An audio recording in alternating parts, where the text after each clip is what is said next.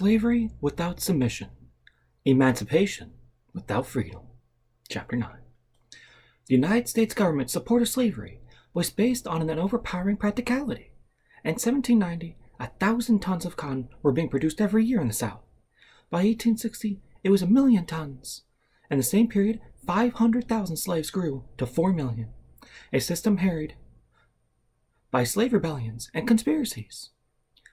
Gabriel Prosser, 1800, Denmark Vesey, 1822, and Nat Turner in 1831, developed a network of controls in the southern states, backed by the laws, courts, armed forces, and race prejudice of the nation's political leaders.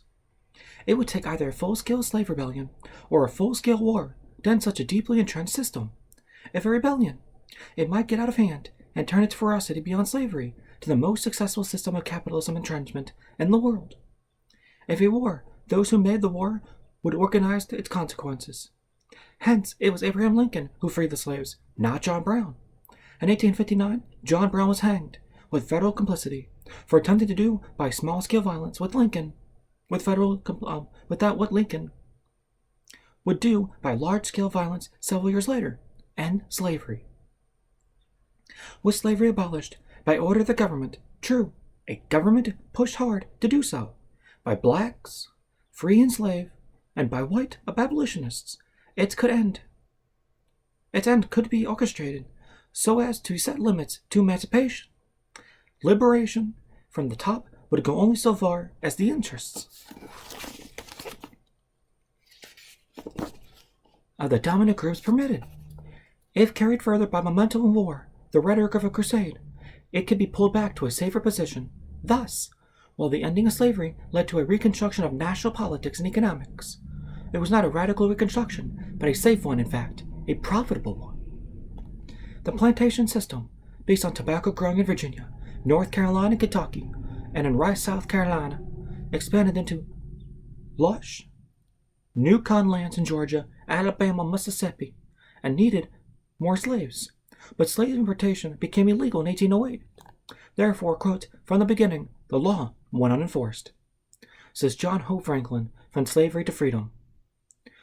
Quote, the long, unpredicted cost, the certain markets, and the prospects of huge profits were too much for the American merchants, and they yielded to the temptation, end quote.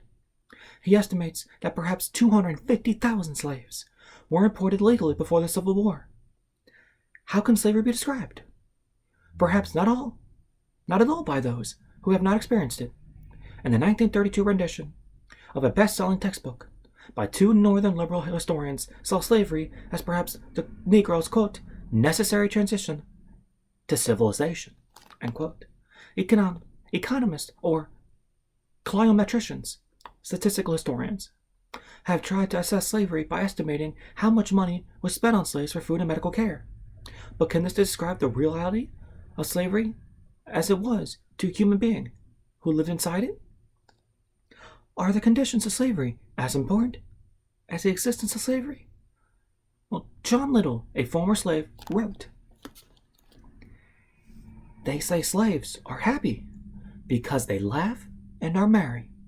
I myself, 3 or 4, have received 200 flashes in the day, and at our feet and fetters, yet at night we would sing and dance and make others laugh at the rattling of our chains. Happy men we must have been. We did it to keep down trouble and to keep our hearts from being completely broken. That is as true as the gospel. Just look at it. Must not we have been very happy, yet had done it myself. I have cut capers in chains. A record of deaths kept in a plantation journal, now in the University of North Carolina archives, lists the ages and causes of death of all those who died on the plantation between 1850 and 1855. Of the 32 who died in the period, only 4 reached the age of 60, 4 reached the age of 50, and 7 died in their 40s. 7 died in their 20s and 30s, and 9 died before they were 5 years old. But can statistics record what it meant for families to be torn apart when a master for profit sold a husband or wife, a son or daughter? Well, in 1858, a slave named Abraham Scriven was sold by his master. wrote to his wife, quote, "Give my love to my father and mother, and tell them goodbye for me. If we shall not meet in this world, I hope to meet in heaven." End quote. One recent book on slavery, Robert Vogel and Stanley Ingerman, Time on the Cross, looks at whippings in 1840 to 42 on the Barrow Plantation in Louisiana with 200 slaves. Quote, "The records show that over the course of 2 years, a total of 160 whippings were administered, an average of 0.7 whippings per hand per year. About half the hands were not whipped at all during the period. Quote, one could also say, half of all slaves were whipped. That has a different ring. The figure 0.7 per hand per year shows whippings was infrequent for any individual, but looked at another way, once every 4 or 5 days, some slave was whipped." Barrow, as a plantation owner, according to his biography, was no worse than the average. He spent money on clothing for his slaves, gave them holiday celebrations, built a dance hall for them. He also built a jail, and, quote, "was constantly devising ingenious punishments, for he realized that uncertainty was an important aid in keeping his gangs well in hand." End quote. The whippings, the punishments, were work disciplines. Still, Herbert Gutman, Slavery in the Numbers Game, finds dissecting Vogel and Engerman's statistics, quote, "Overall, 4 in 5 cotton pickers engaged in one or more disorderly acts in 1840 to 41. As a group, a slightly higher percentage of women than men committed 7 or more disorderly acts." Thus, Gutman disputes the argument of Vogel and Engerman that the Barrow Plantation slaves became, quote, "devoted, hard-working, responsible slaves who identified their fortunes with the fortunes of their masters." End quote. Slavery revolts in the United States were not as frequent or as large-scale as those in the Caribbean islands or in South America. Probably the largest slavery revolt in the United States took place near New Orleans in 1811. 400 to 500 slaves gathered after a rising at the plantation of Major Andrew.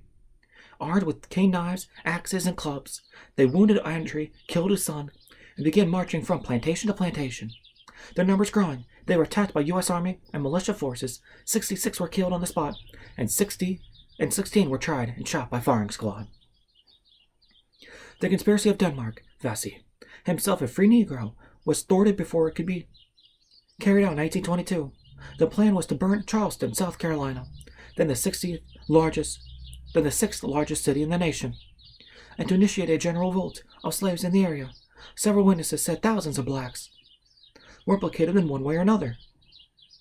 Blacks had made about 250 pike heads and bayonets, over 300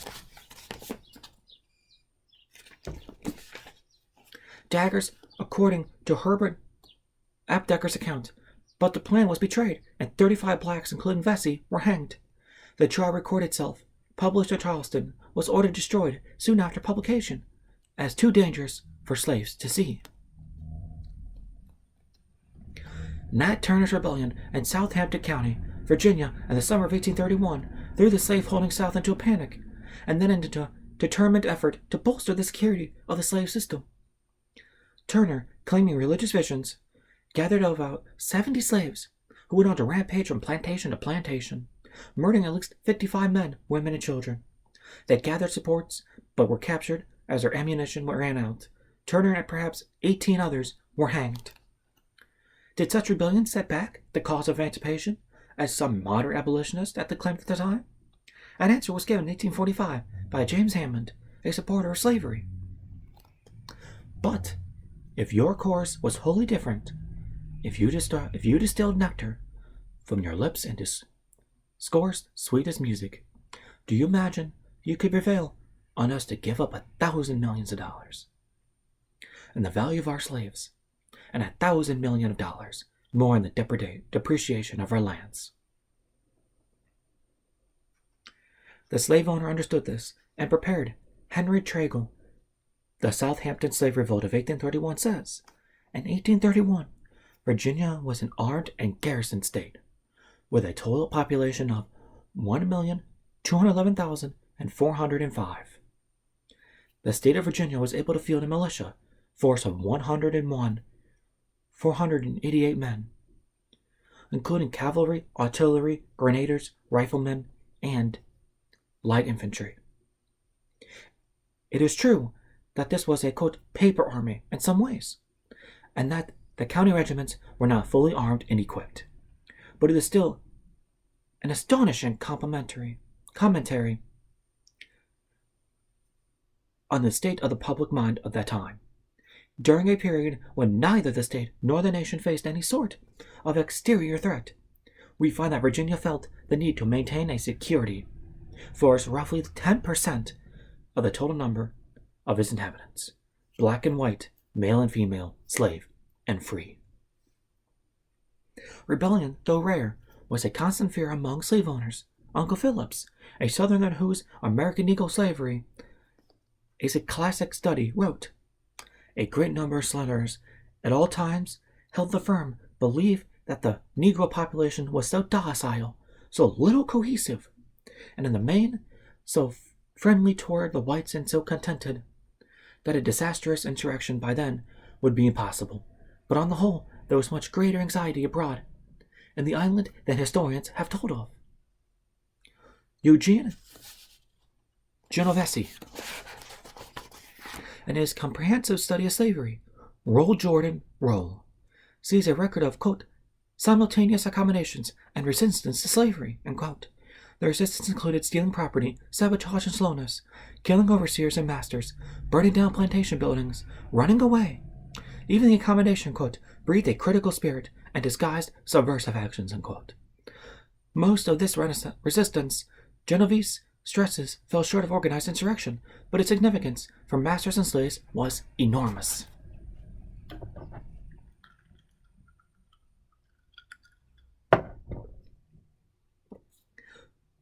Running away was much more realistic than armed insurrection. During the 1850s, about 1,000 slaves a year escaped into the northern Canada and Mexico.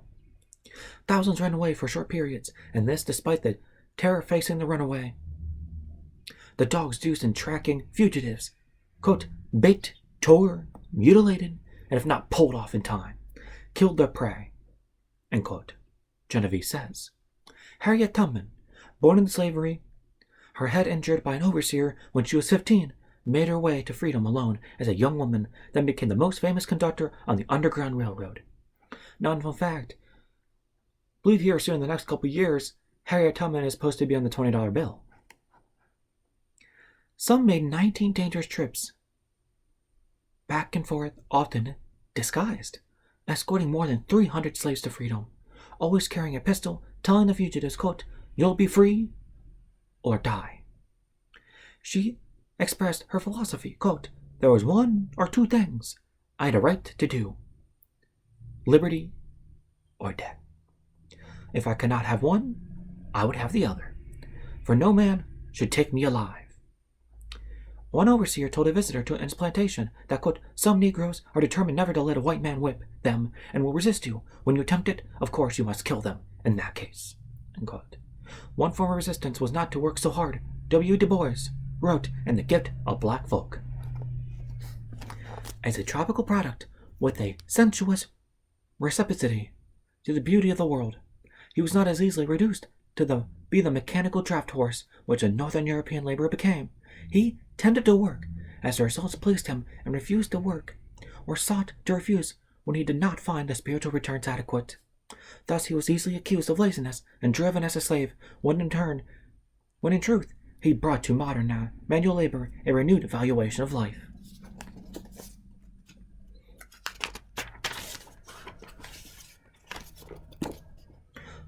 Ulrich Phillips described, quote, truancy, quote, absconding, vacations without leave, and, quote, resolute efforts to escape from bondage altogether.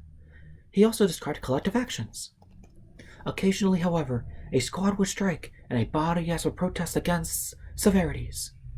An episode of this sort was recounted in the letter of a Georgia overseer to his absent employer. Quote, "Sir, I write you a few lines in order to let you know that 6 of our hands has left the plantation, every man but Jack. They displeased me with their work, and I give some of them a few lashes. Tom with the rest. On Wednesday morning they were missing," unquote. The instances where poor whites held slaves were not frequent, but insufficient, to show the need for setting one group against the other. Genovese says, The slaveholders suspected the non-slaveholders would encourage slave disobedience and even rebellion, not so much out of sympathy for the blacks as out of hatred for the rich planters and resentment of their own property. White men sometimes were linked to slave insurrection plots, and each such incident rekindled fears. This helps explain the stern police measures against whites who fraternized with blacks. Herbert Aptheker quotes a report to the governor of Virginia on a slave conspiracy in 1802. Quote, "I have just received information that 3 white persons are concerned in the plot, and they have arms and ammunition concealed under their houses, and were to give aid when the Negroes should begin." End quote. One of the conspiring slaves said that it was the, quote, "common run of poor and white people who were involved." In return, blacks helped whites in need. One black runaway told of a slave woman who had received 50 lashes of whipping from giving food to a white neighbor who was poor and sick. When the Brunswick Canal was built in Georgia, the black slaves and the Irish workers were segregated, the excuse being that they would do violence against one another.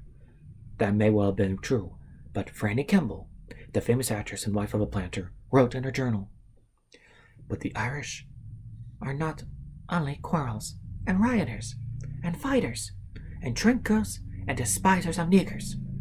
They are a passionate, impulsive, warm-hearted, generous people, much given to powerful indignations, which break out suddenly when not compelled to smolder suddenly. Pestilent sympathizers, too, and with a sufficient dose of American atmospheric air in their lungs, properly mixed with the right proportion of ardent spirits. There is no saying but what they might actually take to sympathy with the slaves. I leave you to judge of the possible consequences. You perceive, I am sure, that they can by no means be allowed to work together in the Brunswick Canal."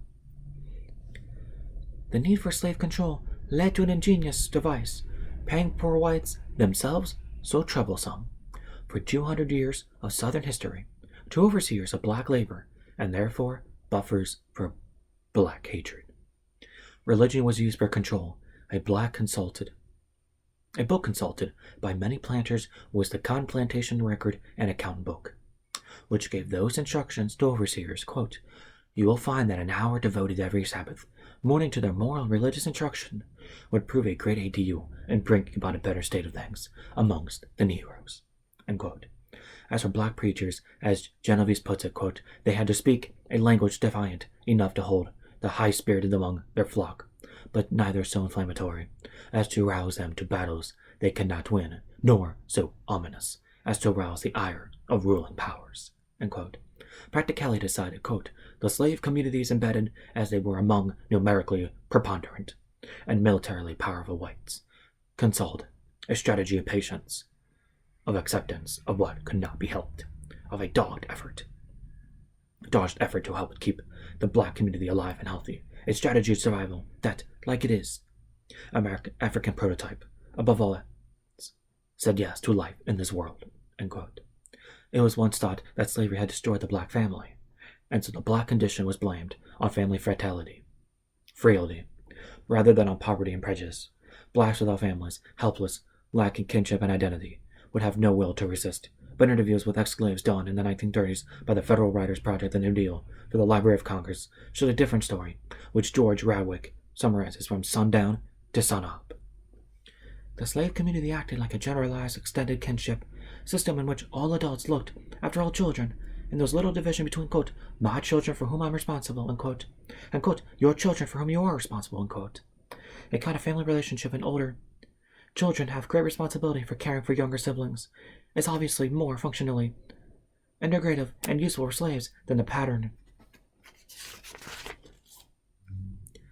of sibling rivalry, and often disliked that frequent outcomes out of contemporary middle-class nuclear families composed of highly individuated persons. Indeed, the activity of the slaves in creating patterns of family life that were functionally integrative did more than merely prevent the destruction of personality. It was part and parcel, as we shall see, of the social process out of which came black pride, black identity, black culture, the black minority community, and the black rebellion in America. Old letters and records dug out by historian Herbert Gutman, The Black Family in Slavery and Freedom.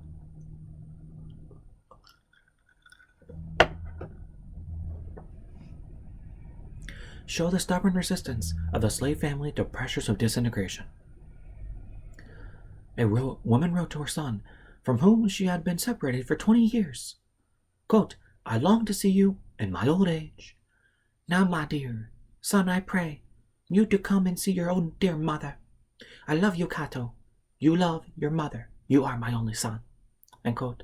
And a man wrote to his wife, sold away from him with their children, quote, send me some of the children's hair in a separate paper with their names on the paper.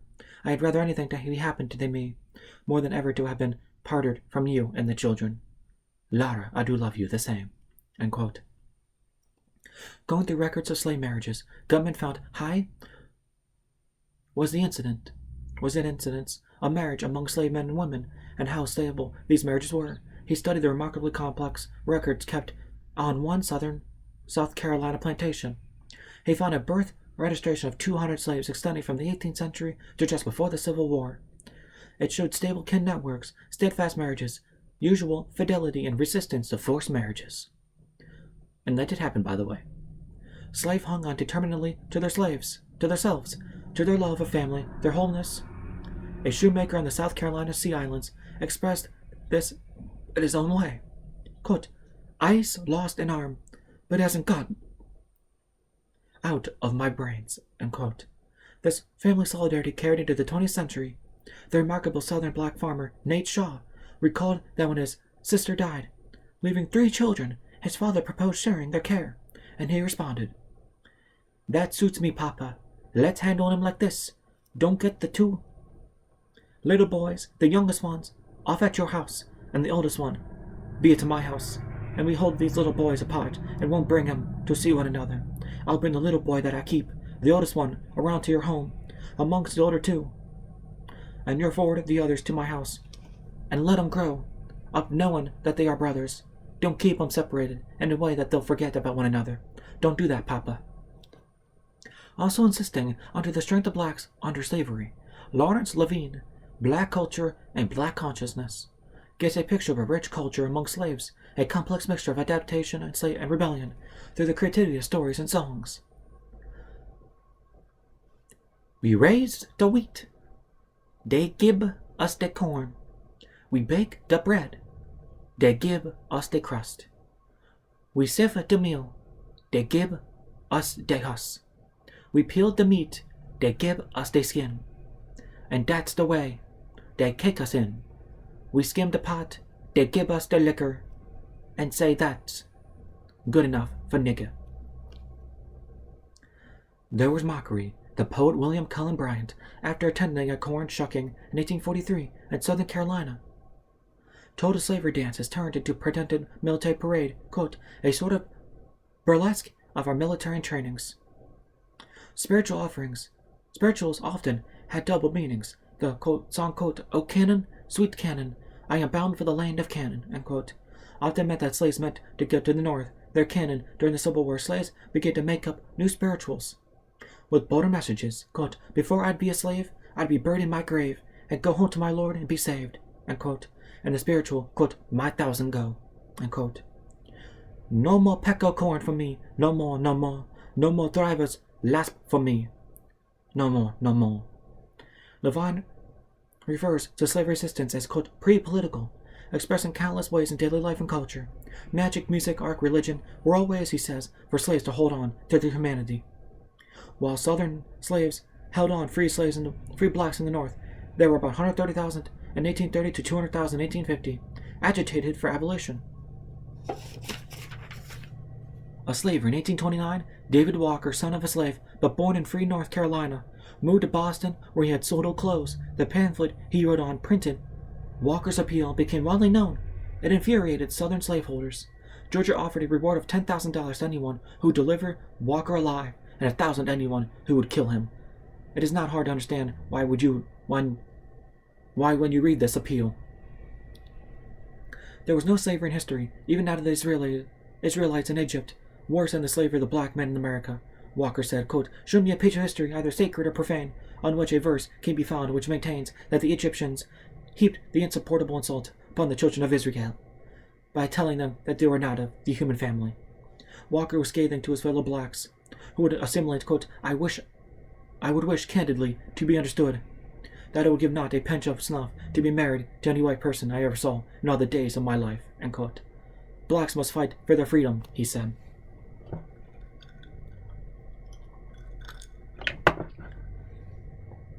Let our enemies go, on with their butcheries. At once I fill up their cup. Never make an attempt to gain our freedom or natural right from under our cruel oppressors and murderers, until you see your way clear. When that hour arrives, and your move, 2 hands, 2 feet, in some sense in our heads, as well as they have no more right to hold us into slavery than we have hold to them. Our sufferings will come to an end, in spite of all of American, this side of eternity. Then we will want all the learning and talents among ourselves, and perhaps more, to govern ourselves. Every dog must have its day. The Americans is coming to an end. One summer day in 1830, David Walker was found dead near the doorway of a shop in Boston. Son born in slavery, acted out of the unfulfilled desire of millions. Frederick Douglass, a slave sent to Baltimore to work as a servant and as a laborer in the shipyard, somehow learned to read and write, and at 21 in the year 1838, escaped to the North, where he became the famous black man of his time, as lecturer, newspaper editor, writer, and his autobiography, Narrative the Land of the Frederick Douglass. He recalled his first childhood thoughts about his condition. Why am I a slave? Why are some people slaves and other masters? Was there ever a time when this was not so? How did the relation commence? Once, however, engaged in the inquiry, I was not very long in finding out the true solution of that matter. It was not color, but crime, not God, but man, that avoided the true explanation of the existence of slavery, nor was I long in finding out another important truth, viz., what man can make, man can unmake. I distinctly remember being even then most strongly impressed with the idea of being a free man some day. This cheering assurance was an informed and born dream of my human nature, a constant menace to slavery, and one which all the powers of slavery were unable to silence or extinguish.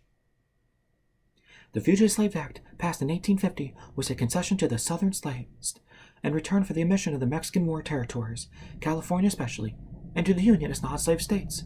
The act made it easier for slave owners to recapture ex-slaves or simply to pick up blacks they claimed had run away. Northern blacks organized resistance to the Fugitive Slave Act, denouncing President Fillmore, who signed it, and Senator David Webster, who supported it.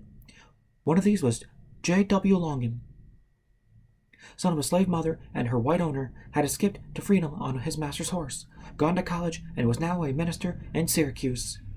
In New York, he spoke to a meeting in that city in 1850. The time has come to change the tones of submission and tones of defiance, and to tell Mr. Fillmore and Mr. Webster, if they propose to execute this measure upon us, descend on their bloodhounds. I received my freedom from heaven, and with it came the command to defend my title to it. I don't respect this law. I don't fear it. I won't obey it. It outlaws me, and I outlaw it.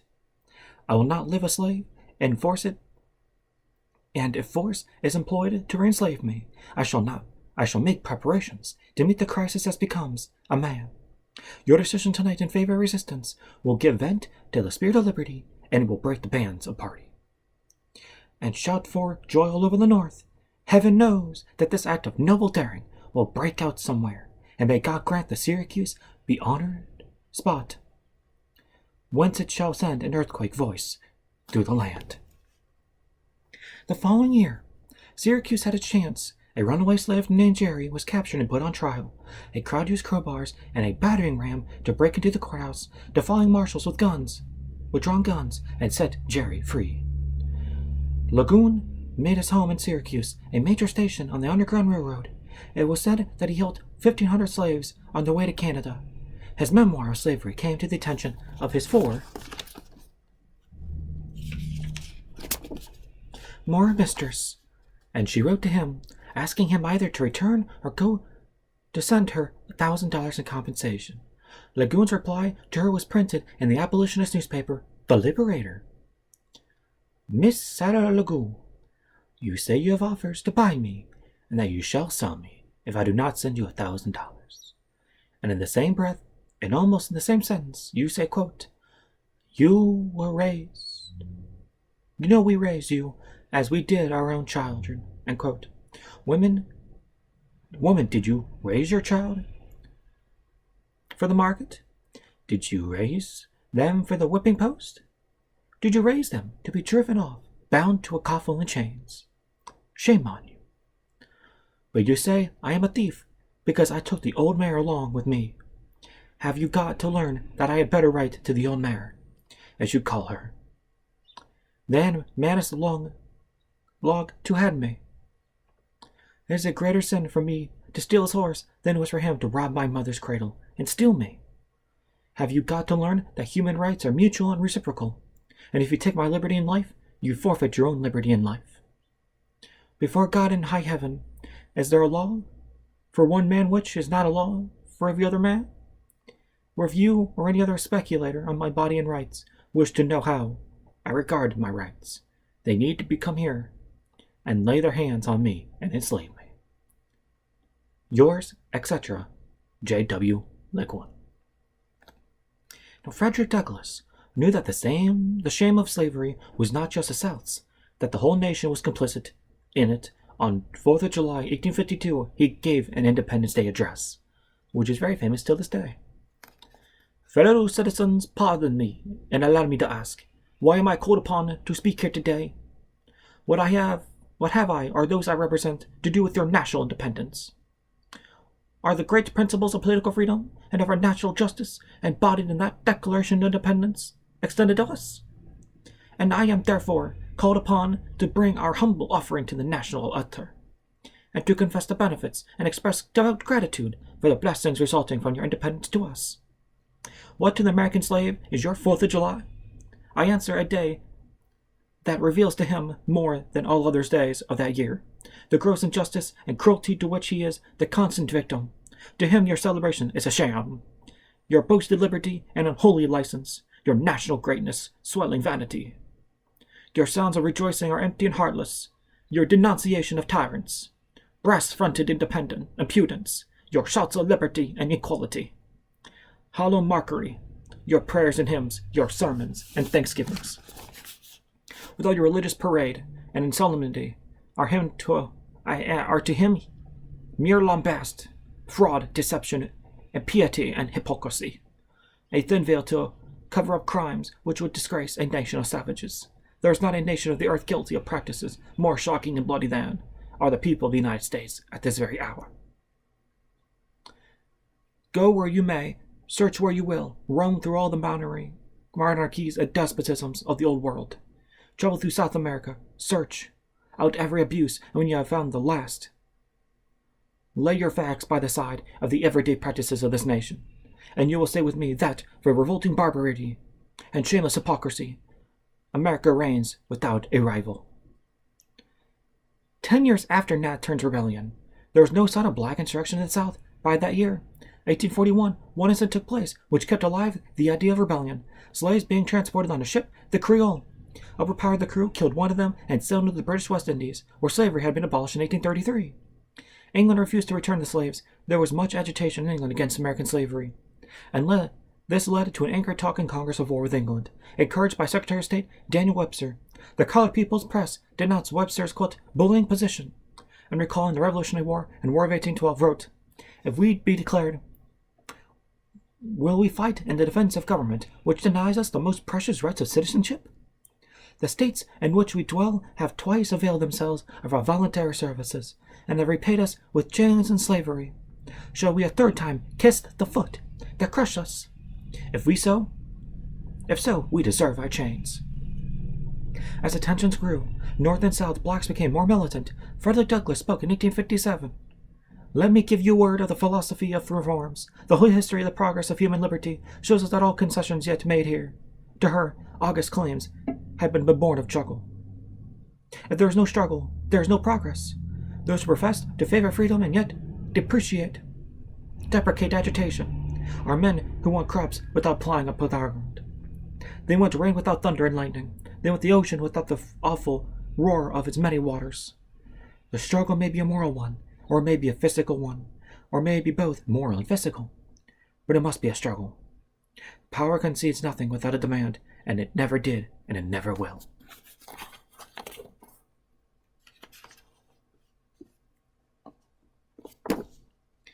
There were tactical differences between Douglass and William Lloyd Garrison, white abolitionist and editor liberator.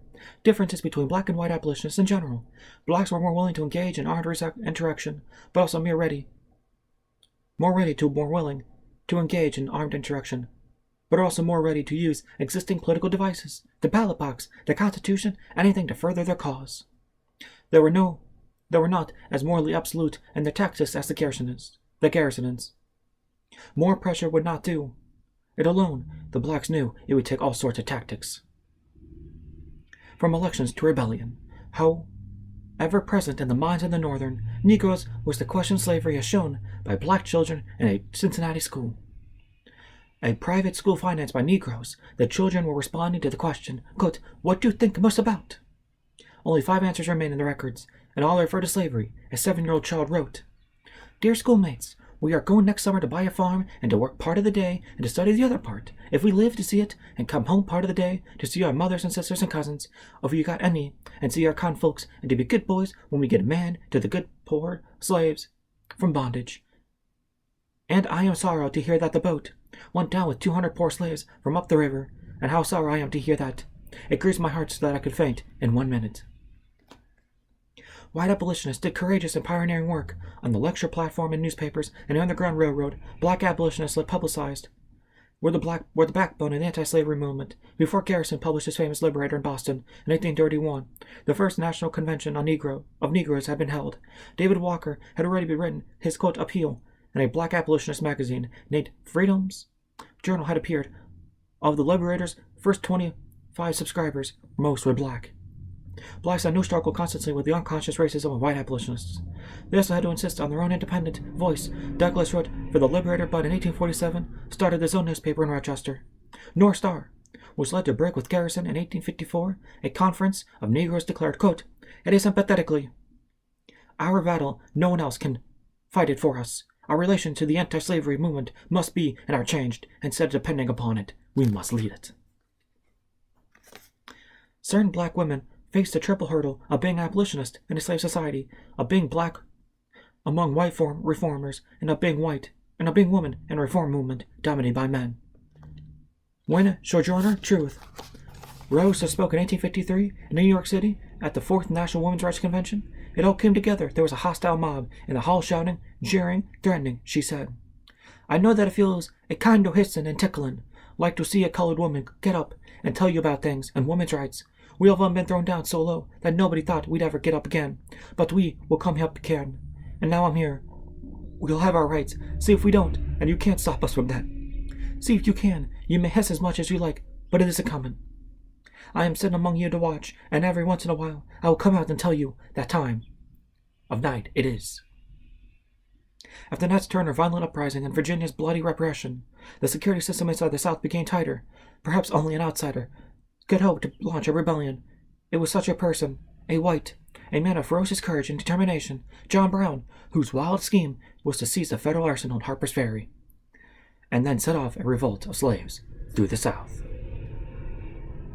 Harriet Tubman, 5 feet tall, son of her teeth missing, a veteran of countless secret missions piloting blacks out of slavery, was involved with John Brown in his plans, but sickness prevented her from joining him. Frederick Douglass, too, had to meet with Brown.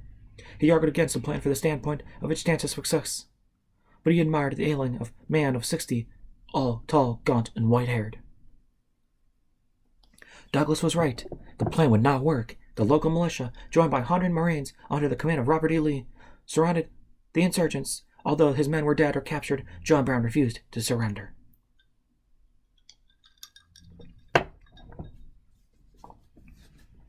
He barricaded himself in a small brick building near the gate in the Armory.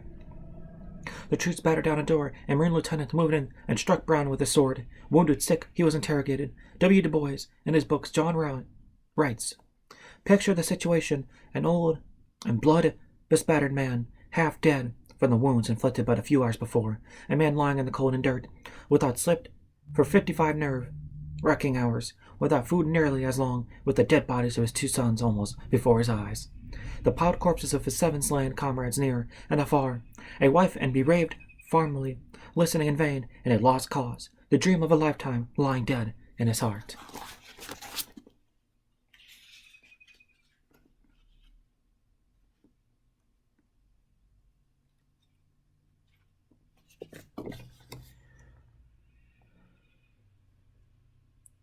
Lying there interrogated by the governor of Virginia, Brown said, quote, "You had better, all you people of the South, prepare yourselves for a settlement of this question. You may dispose of me very easily. I am nearly disposed of you now. But this question is still to be settled. This Negro question, I mean, the end of that is not yet." End quote. Du Bois appraises Brown's action. If his foray was the work of a handful of fanatics, led by a lunatic and repudiated by the slave-still man, when the proper procedure would have been to ignore the incident, quietly punish the worst offenders, and either pardon the misguided leader or send him to an asylum, while insisting that the raid was too hopelessly and ridiculously small to accomplish anything, the state nevertheless spent $250,000 to punish the invaders, stationed from 1,000 to 3,000 soldiers in the vicinity and threw the nation into turmoil. Alright guys, I'm going to have to leave it off there for today. I hope you enjoyed. I know this is getting back into the darker subject about slavery, but the rest of this and the next chapter will kind of move a bit forward past all of that. But other than that, I hope you guys liked it so far and enjoyed the last one, and have a great day.